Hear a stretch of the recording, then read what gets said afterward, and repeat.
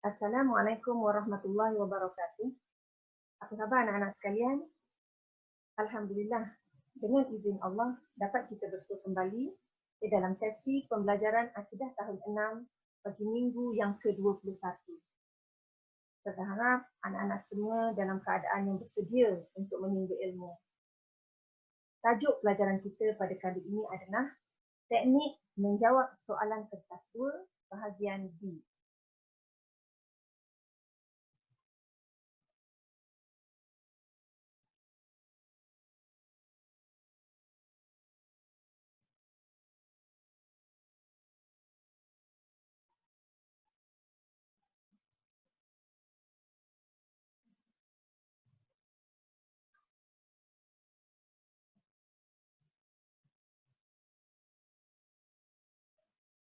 Objektif pembelajaran kita adalah yang pertama, murid-murid akan dapat melihat bentuk dan contoh-contoh soalan kertas 2 bahagian B, dan yang kedua, murid-murid akan dapat menjawab soalan bahagian B dengan tepat.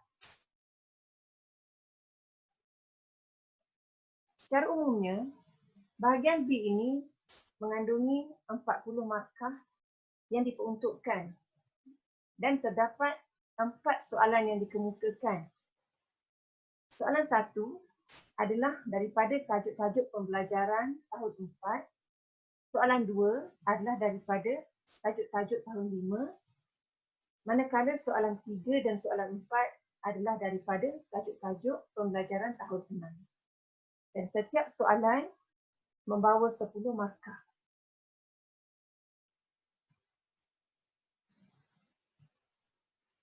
Soalan yang dikemukakan adalah berbentuk subjektif, berbeza dengan soalan daripada kertas 1.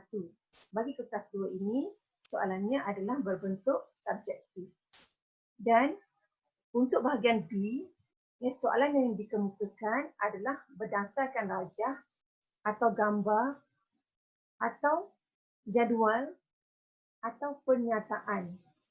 Diberi satu gambar atau satu rajah ataupun diberikan jadual kepada kita untuk kita isi jawapan atau diberikan satu pernyataan dan akan diikuti dengan soalan-soalan yang berstruktur, iaitu soalan yang murid perlu menjawab sendiri soalan tersebut.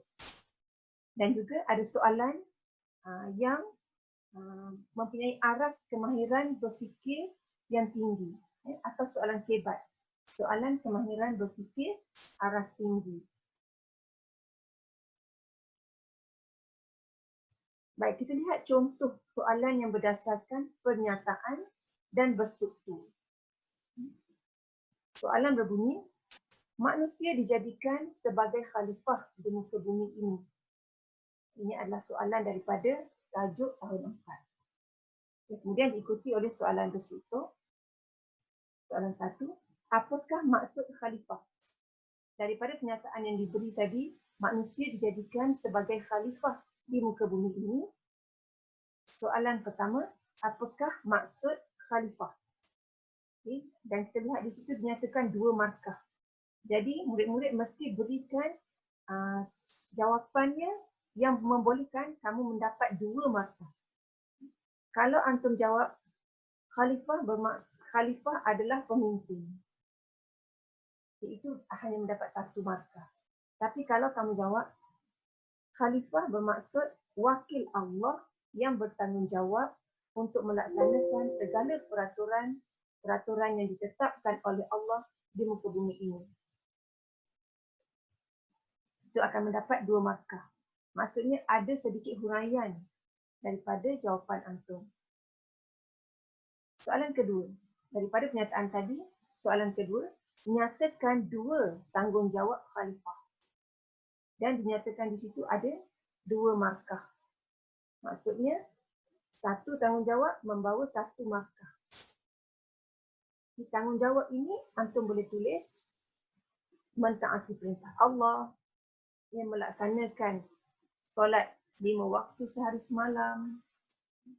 Dan tanggungjawab yang kedua, antum boleh tulis mengikuti sunnah Rasulullah, ataupun mentaati ibu bapa, pastikan tanggungjawab yang antum beri itu yang berbeza lah.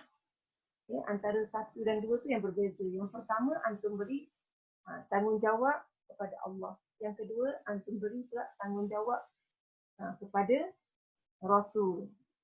Atau antum boleh tulis memimpin alam ini. Atau antum juga boleh beri jawapan melaksanakan dakwah pun boleh juga diterima. Baiklah. Bagi soalan kemahiran berfikir aras tinggi, calon diminta memberi pendapat, meramalkan, menilai situasi, mencadangkan tindakan, memberi penyelesaian dan sebagainya. Jadi, murid-murid perlu berfikir secara lebih mendalam untuk menjawab soalan-soalan kemahiran berfikir aras tinggi ini atau soalan kebat. Baik, kita lihat pula contoh soalan kemahiran berfikir aras tinggi. Soalan berbunyi, pada pendapat kamu, mengapakah Allah mengurniakan rukhsah?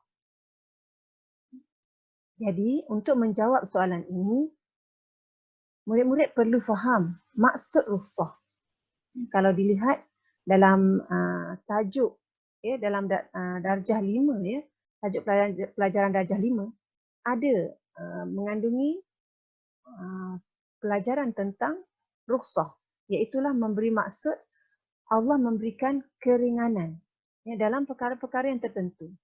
Contohnya, dalam melaksanakan ibadah puasa, terdapat keringanan yang diberikan bagi wanita yang mengandung, yang mengasuhkan anak, bagi orang yang sakit. Begitu juga dalam perkara-perkara yang lain. Dan juga untuk menjawab soalan ini, kita perlu kaitkan dengan tujuan agama Islam diturunkan untuk menjaga kemaslahatan manusia. Jadi, dalam soalan ini, mengapakah Allah mengurniakan rukhsah? Murid perlu memberi sebab. Kenapa agaknya Allah mengurniakan keringanan-keringanan dalam kita melaksanakan perintahnya. Jadi, kalau kamu jawab, Allah mengurniakan rukhsah supaya kita dapat melaksanakan ibadah dalam apa jua situasi dan keadaan. Jadi, jawapan sebegini akan mendapat 2 markah. Atau antum boleh menjawab, Allah mengurniakan rukhsah sebagai bukti Allah SWT bersifat penyayang, bersifat ihsan, bersifat rahmah kepada hamba-hambanya dalam melaksanakan perintah Allah. Kerana Allah tidak ingin menyusahkan.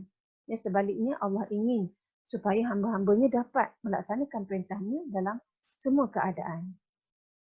Jadi setiap jawapan itu antum perlu berikan sedikit huraian untuk membolehkan antum mendapat 2 markah. Seterusnya kita lihat pula contoh soalan kemahiran berfikir aras tinggi yang kedua.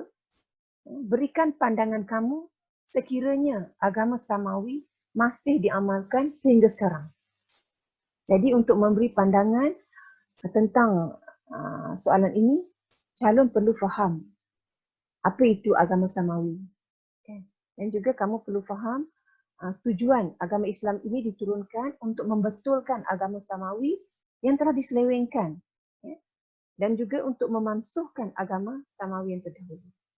Dan begitu juga kita perlu faham perbezaan antara syariat yang dibawa oleh Nabi terdahulu dengan syariat yang dibawa oleh Nabi Muhammad SAW. Jadi untuk mendapatkan 2 markah, mungkin antum boleh menjawab. Sekiranya agama samawi masih diamalkan sehingga sekarang, akan berlaku banyak perselisihan atau kekeliruan di kalangan masyarakat. Kerana banyak di antara ajaran-ajaran agama samawi tersebut yang telah dimansuhkan, yang telah dipesongkan, bahkan dimansuhkan dengan agama Islam yang telah dibawa oleh Nabi Muhammad SAW. Atau antum boleh menjawab, akan berlaku banyak percanggahan di kalangan umat Islam. Sekiranya masih ada yang mengamalkan agama samawi ini. Kerana banyak ajaran-ajarannya yang telah dipesongkan, banyak ajaran-ajarannya yang tidak menepati ajaran sebenar yang dikehendaki oleh Allah Subhanahu Wa Taala. Jadi antum perlu berikan huraian atau sebab yang menyokong pandangan atau jawapan kamu. Seterusnya lihat pula soalan yang berdasarkan gambar dan berbentuk jadual. Contohnya soalan ini. Diberikan gambar seorang manusia dan juga gambar seekor kuda. Sini kan. Okay, soalannya, nyatakan perbezaan antara manusia dan haiwan. Okay. Jadi di sini diberikan satu jadual dan diberikan di sini 6 markah. Ya, antum ada sebanyak 6 kotak yang perlu diisikan. Jadi antum perlu isikanlah kotak ini yang mana setiap kotak itu antum perlu faham. Contohnya kotak pertama ni dari segi akal. Ya, apa perbezaan antara akal manusia dengan haiwan? Dari sudut akal. Kemudian dari sudut jasad. Ya. Kemudian jasad untuk manusia dan juga haiwan. Dari sudut roh, ya, kalangan manusia dan juga haiwan. Baiklah, soalan yang berdasarkan gambar dan berbentuk jadual. Seperti soalan ini, yang diberikan gambar dan diberikan jadual. Diberi gambar manusia dan haiwan.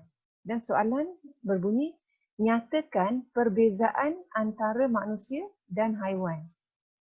Di dalam jadual ini, kamu perlu mengisi 4 kotak jawapan dalam 6 kotak jawapan dalam jadual ini dan ada 6 markah. Jadi maknanya satu kotak ni satu jawapan lah. Kalau kita lihat soalan meminta kita menyatakan perbezaan antara manusia dan haiwan. Terlihat juga ada di sini maklumat akal, jasad dan roh. Kalau jadual ni perhatikan betul-betul. Susun atur jadual tersebut. Kalau di sini bahagian atas kali ini adalah dari segi akal. Perbezaan antara manusia dan haiwan dari sudut akal. Ya, manusia dari segi akalnya bagaimana? Antum tulislah di sini. Ya, manusia diberikan akal untuk berfikir, mengkaji, menilai, ya, berkreativiti dan sebagainya. Okay. Untuk haiwan pula mungkin antum boleh tulis haiwan tiada akal. Hanya mengikut naluri dan nafsu semata-mata. Kemudian dari sudut jasad pula antum tuliskan. Jasad manusia bagaimana? Kemudian untuk haiwan pula dari segi keperluan jasadnya bagaimana? Mungkin di sini kalau manusia ni antum boleh tulis. Untuk pertumbuhan jasad manusia memerlukan makanan yang berzat dan halal, lagi baik. Untuk haiwan pula, haiwan memerlukan, haiwan makan makanan yang telah ditetapkan atau ditentukan untuknya. Contohnya seperti lembu dan rumput makan tumbuh-tumbuhan. Ya. Harimau, singa memakan daging. Ya. Contoh kan perbezaan antara manusia dan haiwan. Kalau manusia ni biasanya makanan yang diperlukan antara manusia ni adalah jenis-jenisnya kan. Jadi keperluannya adalah makanannya yang baik, yang berzat, yang berkhasiat. Kemudian dari aspek ruh pula, ya, antum tuliskanlah, ya, untuk manusia ni ruh untuk apa, kan? Ruh bagi manusia ni adalah untuk mengenali penciptanya, beribadah kepada Allah.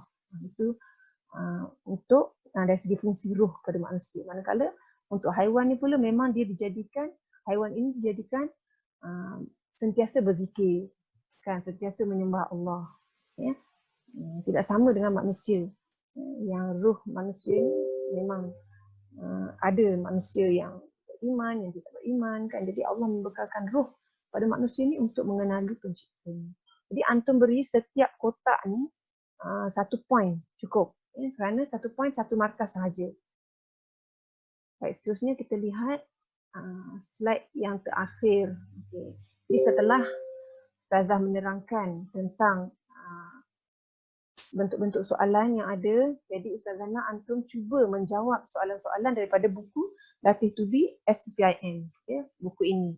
Pastinya antum ada kan, ya, buku ni antum memang memilikinya, ya, dan antum jawab untuk soalan di bahagian B bagi set 1 dan set 2. InsyaAllah kita akan bincangkan jawapan ini bersama-sama sewaktu kelas online yang akan diadakan tidak lama lagi. Jadi antum cuba jawab dahulu, kita akan bincangkan nanti dalam pertemuan kita sewaktu kelas online nanti. Baik anak-anak, sebelum Ustazah mengundur diri, ya, Ustazah mohon ribuan kemaafan ya di atas kesilapan atau sebarang kelemahan dalam penyampaian Ustazah pada kali ini. Ya, semoga Allah mudahkan antum untuk berusaha menjawab soalan-soalan dalam bahagian B ini. Ya, dan pastinya jangan lupa ya membuat tugasan yang diberikan ini adalah tanggungjawab. Ya, tanggungjawab antum ya, sebagai seorang murid ya, dan Ustazah berdoa semoga Allah SWT mengurniakan ganjaran ya, kepada antum semua di atas usaha yang antum lakukan. Ya. Semoga berjaya. Wabillahi taufiq wal hidayah. Wassalamualaikum warahmatullahi wabarakatuh.